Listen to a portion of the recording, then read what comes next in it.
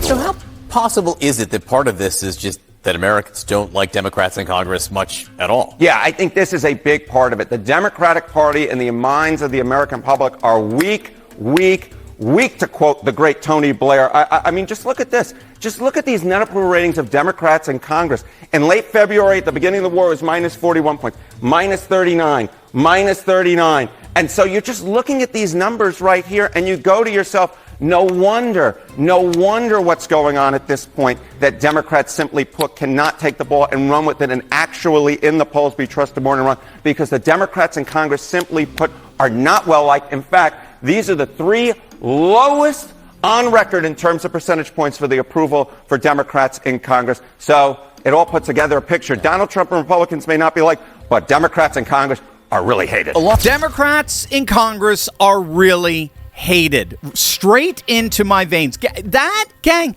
keep in mind, that admission is coming from none other than CNN, not Fox, not conservative media, not this channel, CNN. And it's all based on actual polling. And here's the part that should terrify every Democrat strategist in Washington. Democrats themselves are turning on their own party. This isn't a matter of just Republicans and independents ragging on the Democrats.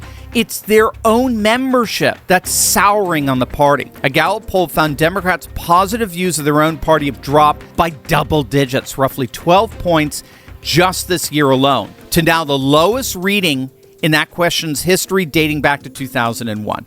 Again, these are, do you see the trend? These are historic lows for a party that is in complete disarray. You need the proof? Take a look at this. If this isn't a 5-alarm fire, I don't know what is. The DNC is bankrupt. They've been forced to put up their own Washington, D.C. headquarters as collateral for a $15 million loan precisely because they're out of cash. They're that broke.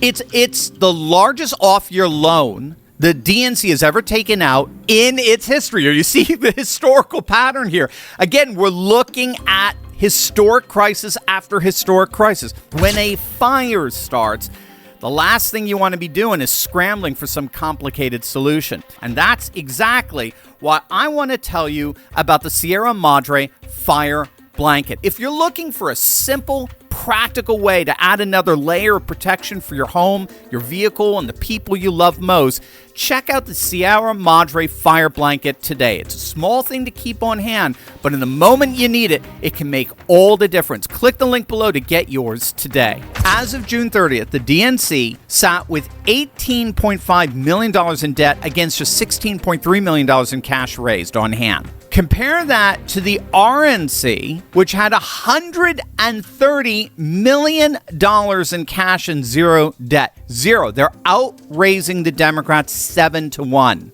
And it's not just money and favorability, it's every metric. The National Republican Congressional Committee found that in the 28 most competitive House districts in the country, Democrats had a 733,000 voter registration edge back in 2020. Today, that entire edge is gone. In fact, the Republicans right now hold a small advantage.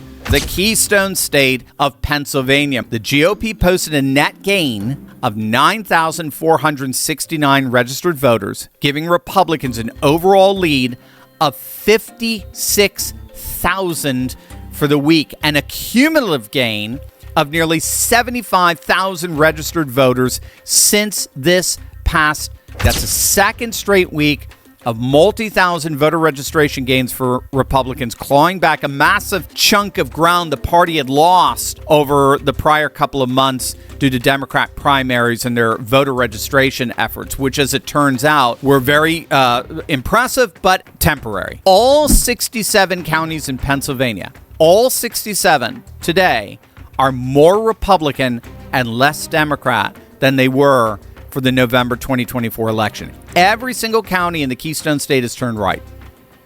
Every single one since November. The voter registration advantage that the Democrats had just 10 years ago, which was over 1 million, has now been reduced to just barely 50,000.